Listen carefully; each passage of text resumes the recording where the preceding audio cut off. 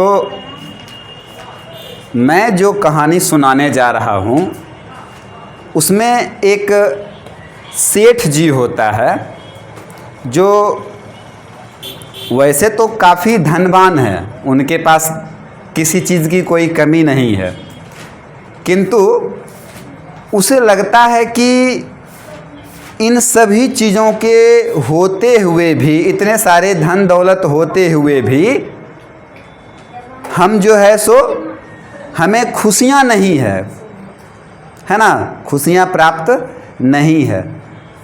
तो खुशियों के तलाश में भटकते भटकते एक बार वो एक संत के पास पहुँचे, है ना, साधु संत होते हैं ना, तो उनके पास पहुँचे और साधु महात्मा से उन्होंने पूछा कि महाराज, हमारे पास तो वैसे धन धान्य की कहीं कोई कमी नहीं है, किंतु हमें इन सभी चीज़ों से आनंद नहीं मिलता है, खुशी नहीं मिलता है, एक पल के लिए भी मैं खुश नहीं रहता हूँ। तो कुछ वैसा उपाय बताइए जिससे कि मुझे खुशियाँ प्राप्त हो सके। तो पहले तो जो महात्मा थे उन्होंने उनके विचारों को ध्यानपूर्वक सुना, फिर उन्होंने बताया कि चलो ठीक है, एक काम करते हैं। वो अपने स्थान पे खड़ा हुए और सेठ जी का जो पास में उनका बैग रखा हुआ था वो उनका बैग उठाए और दौड़ पड़े, भागने लगे। सेठ जी आओ न देखा ताओ, उनको लगा भाई ये क्या हुआ, महात्मा जी हमारे बैग को उठा के क्यों भाग गए। उनको लगा कहीं ये जो महात्मा है ये कोई ढोंगी महात्मा तो नहीं है, ठीक है। उसके बाद जो है वो सेठ जी उनके पीछे दौड़ना शुरू कर दिया, अरे मेरा बैग लेके भाग रहा है, मेरा बैग लेके भाग रहा है, महात्मा जी मेरा बैग लेके भाग गया, कोई पकड़ो इससे, ये ढोंगी महात्मा है, ये कह के उनके पीछे दोनों एक दूसरे के पीछे जो है सो आगे आगे महात्मा जी पीछे पीछे सेठ जी भागने लगे। भागते भागते महात्मा जी जो है सो पास में एक गांव का चक्कर लगा के पीछे से फिर से उसी अपने स्थान पर के, अपने स्थान पे जहां वो बैठे थे, पीछे से घूम करके अपने उसी स्थान पे आकर के जहां सेठ जी का वो बैग रखा हुआ था वहीं पे पुनः उस सेठ जी के बैग को रख दिया।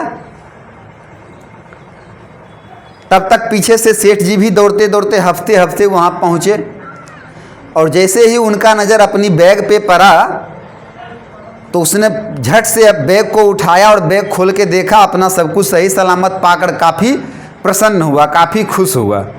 अरे बाप रे बाप, भगवान की असीम कृपा कि हमारा सामान हमें वापस मिल गया और सब कुछ सही सलामत है, काफ़ी प्रसन्न हुआ।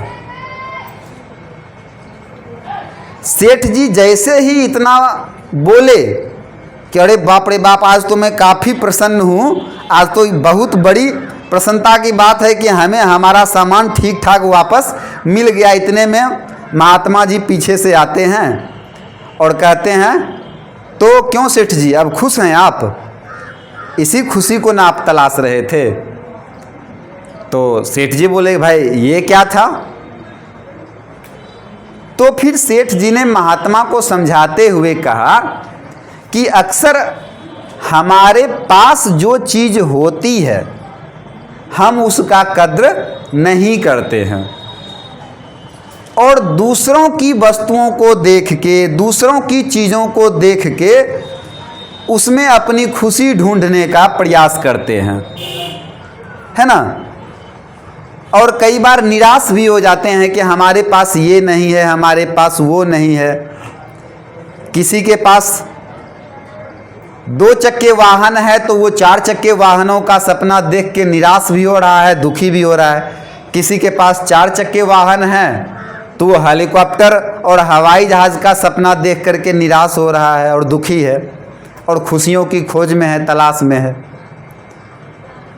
कहने का तात्पर्य ये हुआ कि हमारे पास वर्तमान में जो चीज़ है उसी में हमें संतुष्ट होना चाहिए और प्रसन्न होना चाहिए, क्योंकि हजारों और लाखों लोग ऐसे भी हैं जिनके पास हमारे इतने भी संसाधन नहीं होते हैं, है ना।